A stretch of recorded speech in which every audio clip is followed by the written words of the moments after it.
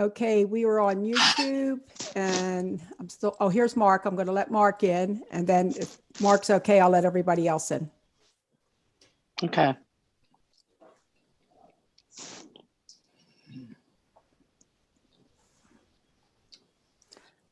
Mark, are you ready if I let everyone else in? We have a board member? We're all here. Sure. Yes. Mark, Yes. I can't hear you. Can you hear me now? No. Mm. Wait a minute. Now I can. I Can you can. hear me? Okay, my button was off. I apologize for that. Okay, is it okay if I let the public in? Sure. Okay. And Mark, I'm going to open the meeting and then you take over, correct? That's fine. All right. Thank you. Okay, here everybody comes. We did allow, I mean, the agenda does indicate public comment at the beginning. I mean, if you wanted to allow comments before, that would be fine. Okay.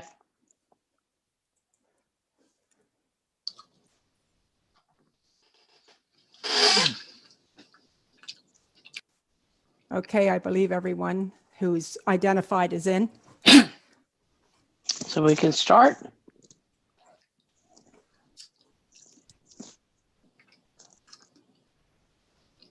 You ready, Mary? We ready, Joan? Yes. Okay. I'd like to call this public meeting via Zoom to order at 1:03 p.m. This is a meeting for Franklin Township, Zoom meeting for the DeFrancesco Appleton Trust request for demolition of the dwelling located at 3327 Appleton Road, located in the Franklin Township Historic District. Present is, of course, myself, Chair Mary McVeigh, Vice Chair Dave Gerstenhaber, and Supervisors Day, Auerbach, and Morris. And also present are Solicitor Mark Thompson and Office Manager Joan McFall and Assistant Manager Jeff Eastburn. And how many members of the public, Joan? 2, 3, 4, 5, 6, 7, 8. And 8 members of the public. The meeting will start with anyone who wants to give a public comment. And you can go ahead. Anyone want to give a public comment?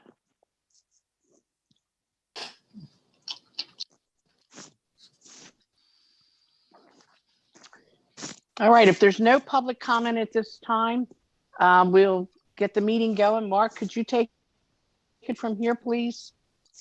Okay, thank you. The Thank board you. heard testimony on the application for demolition of the historic dwelling at 3327 Appleton Road, meeting on Wednesday. Specifically, the issue was whether or not to issue a certificate of appropriateness under the historic district ordinance for that demolition. There was a report issued by the HARB. The Township HARB recommended against issuing the certificate of appropriateness. The township allowed for the applicant, Mr. DeFrancesco, and his attorney to present evidence on the certificate of appropriateness. That evidence was transcribed and the record was closed Wednesday night. The ordinance indicates that the board has 5 days to notify the applicant of that meeting whether or not to issue the certificate. During that hearing, I did discuss with the applicant applicable provisions, and they did agree that section 1.1 concerning unreasonable economic hardship applied to the presentation.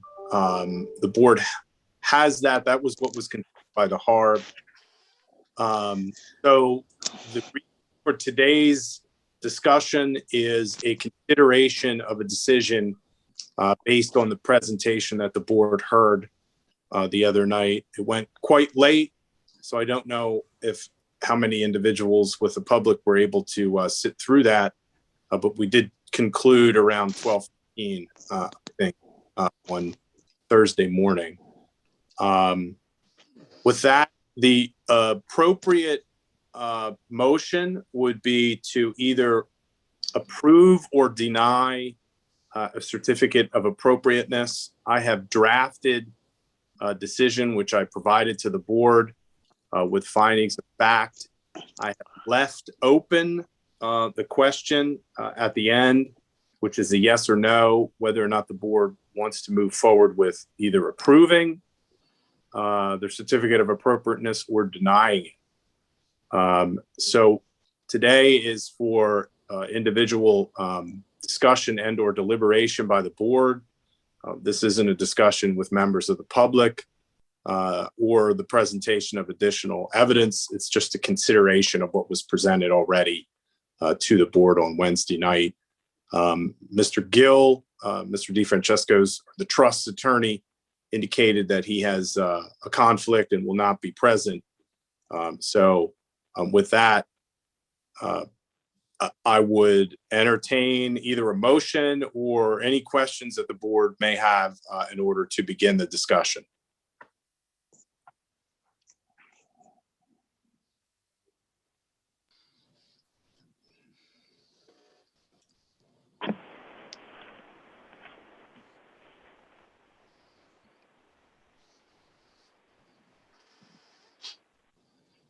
Yeah, I'm happy to make a comment on the way I'm thinking about this, but I think probably we should have a motion first, and then we discuss the motion.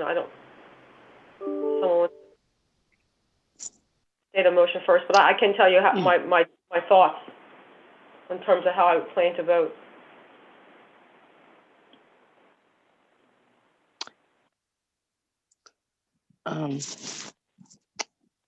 Mark, do you want us to make a motion first to approve? One wants to make a motion. I think the two options were you either approve the certificate of appropriateness, which would allow the demolition to continue, essentially approving the demolition, or deny the certificate of appropriateness, which would be a decision to basically adopt the findings of the HARB, the recommendation of the HARB, and issue a decision to that effect to the applicant. So do we, so just a procedural question, do we just go ahead and just say, here's my position, this is what I believe, and we all either agree or disagree, and then we make the motion to either deny or approve the COA? I would like to do it that way, Dave, if we That's could. fine. Okay. Donna, did you want to start with your comments? And at Did the you wanna end, we'll make make the the motion. Why don't you make the No, motion we're going first? to do that after comments. Oh, okay, I'm sorry. That's After great. Okay, comment. yeah. Okay. So Thank you, Donna. Thanks. Okay, I have really thought about, not that everybody hasn't really thought about this. I thought it was a very interesting presentation that was made Wednesday night. There was a lot of information there, and I appreciated hearing that. And Mark, you sent out some words that I kind of put my arms around, and that was, do we believe what was presented on Wednesday night demonstrated unreasonable economic hardship? I think that's what we're looking at and what we're trying to make a decision on. And I definitely agree that I thought the evidence presented showed an economic liability that, based on the information that was presented, that the cost to rehab the building will probably not be recovered by the sale of the building. So I do accept that. But I don't see it as unreasonable, and I'll explain to you why. I believe that when you own a house, and Wayne did own this house, I believe it was for 10 years, we have an obligation as owners to maintain that house. And there's many costs that are associated with maintaining a house that will never add to the value of that house. So if you need a new heater, you got to replace the heater, and your house isn't going to be worth any more because you have a heater. You need to have a heater. Same with a roof. Same with, you know, if there's a leak or any kind of stuff that you need to do to your bathroom if something's leaking. So there are basic things that we need to do to our homes to keep them functional. I believe that that was not done, and therefore the liability that Mr. DeFrancesco will have if he sells his house is perfectly appropriate. He let the house go for 10 years, and these things need to be fixed. So I don't see it's unreasonable, and I don't see it as a hardship. I see it as something that has to be done. He has the land that goes along with the building, and he can work with sellers to figure out what's a fair price if he chooses to sell it, or he can rehab the building, sell the building and the house, and the property, and he'll make some money on the house, and that will help alleviate some costs, but he's going to come in at a loss. But I think that was totally appropriate based on his actions over the last 10 years. So I will listen to what my other board members have to say, but if I'm asked to vote on this today based on what I've deliberated on, I would vote to not support the decision to demolish the building. So I'll turn it back to my board members. Yeah, thank you, Donna. I guess I'll jump in here. You kind of stole a lot of my thunder in a good way. I thought a lot about this as well, and there were a couple of things. I keep thinking about when you come into ownership of a historic property. What Donna made a great point about. All of us as homeowners have certain things we have to do to make sure that the house doesn't fall in on itself. But that's particularly true when you take ownership of a historic property in a historic district. That person takes on an additional level of responsibility to maintain and repair those buildings. And we have a HARB for a reason, and that's to make sure that those folks do what they're supposed to do. And when you look at that pictures of this property when Wayne DeFrancesco took ownership in 3327 Appleton Road, it was a livable house. It was in good condition. It didn't have any major repair issues, a young family living there. And in less than a decade, well, you see what happened to them. Historic buildings, like all homes, begin to fall into disrepair. And what we've seen that each step of the way, Wayne DeFrancesco willfully ignored his responsibility to repair and maintain the property. So as Donna pointed out, these aren't unreasonable repairs. These are necessary repairs to any building. One thing that bothered me was he said during testimony that he wasn't aware of the damage that was done to the home until he was able to go and look at it himself after the tenants had vacated. And we know that's false. He collected rent from his tenants every month. He was brought to court by one of his tenants to fix the water heater, which he didn't. There was a hole in his roof, which was very famously posted on Facebook, where he ignored that hole, and this woman put an inflatable pool in the attic to keep the water from flooding the rest of the house.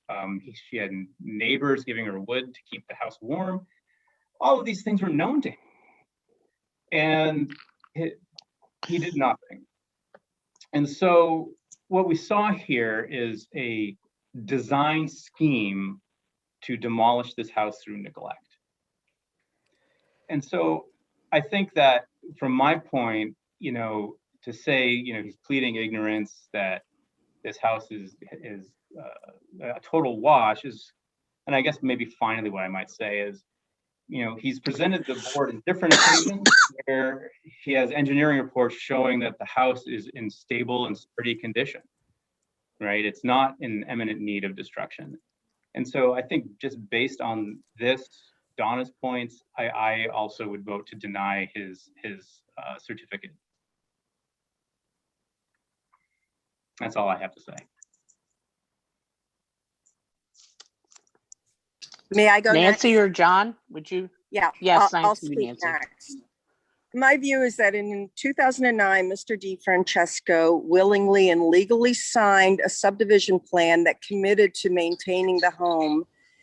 And I believe legally contracts should be binding. I think when we make that commitment, we should stand by it. And as has been noted, that has not been the case. I think when Mr. DiFrancesco talks about it costing $200,000 to $300,000 to improve the home, the community and the harbor is not asking for improvements. We're asking for maintaining the home, for preventing it from further disrepair. I think that is absolutely appropriate. It's legally appropriate, and it's what Mr. DiFrancesco committed to, and I believe he should stand by his commitments. Thank you. John, would you like to Yeah, I have give a comment? some comments. After Thank you. considering all the evidence presented at the BOSS meeting on April 21st, COA for demolition for 3327 Appleton, I believe the DiFrancesco Trust proved their case with overwhelming credible evidence that the 3327 building structure has reached the end of its functional service and economic life. Any level of rehabilitation, ranging from a superficial exterior upgrade to a complete rehabilitation to a functional unit, will provide a significantly negative economic outcome for the owner. Although the building is not unsound structurally at the moment, the structure has degraded to a level that recovery is not economically viable. Based on the internal and external inspection, a range of reports has been provided by a professional engineer and a local construction contractors. They're the key components of the evidence. I believe that all these reports have a high degree of credibility, and I accept them as relevant, and will explain why. By far, the area engineering report was the most important because it's relevant to the structure of the building. The key element in determining the viability of rehabilitating any old structure. This report clearly defines the condition of the structure, and it cannot be overlooked. Area Engineering is a structural engineering firm providing investigation, inspections, design, reports, and for residential clients and commercial businesses. They're also a licensed home improvement contractor with an ACI license. The primary issue with the building is its structural integrity. Without a clear path to resolve the structural issues, none of the other components of rehabilitation are relevant. Structural integrity is the key issue. It needs an economical remedy first. The structural inspection report was prepared by Gregory S. Caskey, a Pennsylvania licensed professional engineer. His title is Structural Engineer of Area Engineering, Elkton, Maryland. Although the report was commissioned by the DiFrancesco Trust, I'm convinced that this report is useful in its entirety and valid for our purpose. The reputation of Area Engineering and the professional engineer and Mr. Caskey are on the line here. People and businesses in the community of this stature do not make false statements. Additionally, the depth of detail provided about each defect indicated an exhaustive field inspection. Following is a summary of Area Engineering's report, and I'll give you some key points that they made, and these are quotes. It says, in consideration of a large number of structural issues listed above and the severity, magnitude of each of the problems, rehabilitation is considered cost prohibitive. We anticipate that while addressing the above concerns, which are visible, without removing any interior coverings or structure, additional structural issues will be uncovered and will cause the cost of the rehabilitation to rise further. In our professional opinion, we conclude that it would be much better to remove the structure and replace it with a new home. We've all seen many of these home rehabilitation programs over the years in HGTV and DIY, and it's not uncommon for a real rehabilitation scope to grow significantly as the building is disassembled. I think 3327 has the potential for exposing more defects. The next report was provided by Merv King Construction of Gap, PA. I have direct experience with this firm. Merv King, an Amish man, and his son John and his nephews Jake and Elam built my son's 3,400 square foot house in 2012. I selected Merv King based on his reputation in the home building industry and recommendations from home builders. His work was flawless. Merv's estimate to rehabilitate the 3327 building was $297,500. I have no doubt that this is accurate and creditable, and I first saw the report. And I first saw this report in the April 22nd, 21st meeting for the COA, just a few days back. The Innis report is also compelling, although the cost estimates were $260,000. And their high spot evaluations by discipline, their expertise and experience had significant credibility to the information. Innis is a full service rehabilitation company having a wide range of experience.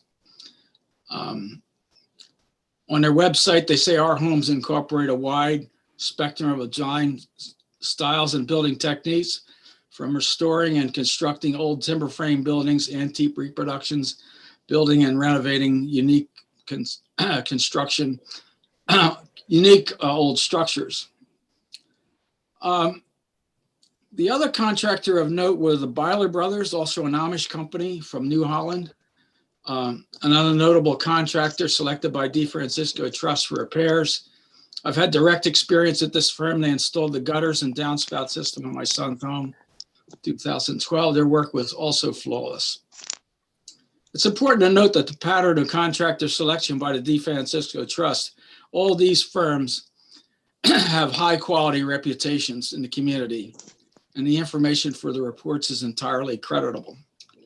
So I think they presented their case that it's not economically feasible at any level of rehabilitation, whether you start with something superficial or a total rehab, that the building comes up with a significant negative value. So I think they proved their case. So, up until this point, the board has been dealing with the 337 Appleton property, although apprehensive at times, I've affirmatively approved to continue. But the information provided on March 16th, one day before our boss meeting, I was completely unaware of the structural condition of the building described in the area engineering report. So after reading that report and the estimate, the information significantly reshaped my opinion about the path forward of the disposition. I now believe the building is unrecoverable based on an enormous scope of defects. My proposed action is to allow the owner to remove the building. Just a note about process. Go back to the beginning here. I'm not pleased with the process. I'm not pleased with the timely manner in which critical information has been provided to some board members. Information came later, not at all. Some of the critical information was hand delivered to 3 board members at their homes by Mr. DeFrancisco. The information was very much appreciated. Additionally, I have received 3 fairly complex documents relevant to the COA less than an hour before the start of today's meeting. So I think the flow of information to board members has not been done well. That's all I have for now. Okay, I'll just make a very brief comment. I have no reason to not believe the estimates that Mr. DeFrancisco gave us Wednesday night, that they would be accurate. I know one of the firms and I know the quality of their work, and I would believe their estimate.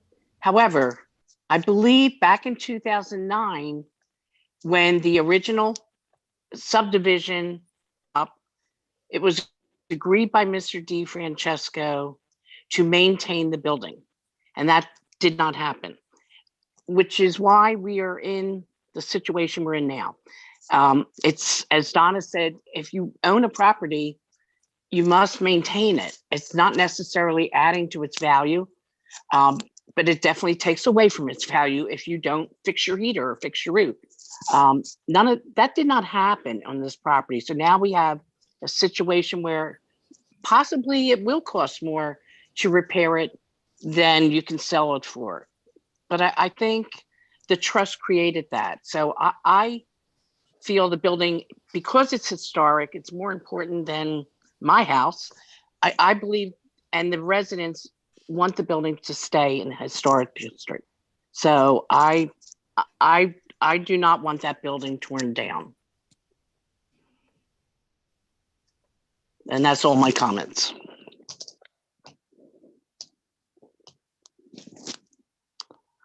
All right, should we move on to a resolution based on the Harb's recommendation?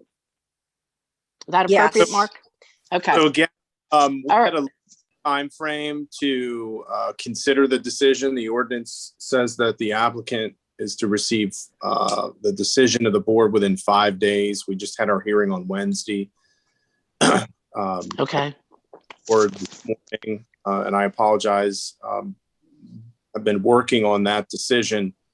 So the issue for the board, I mean, we have that decision is not complete because I don't have a decision of the board yet. Each one of you has explained your feelings about what you heard the other night. And so the appropriate thing to do would be to make a motion to either approve or deny the certificate of appropriateness for the application for demolition.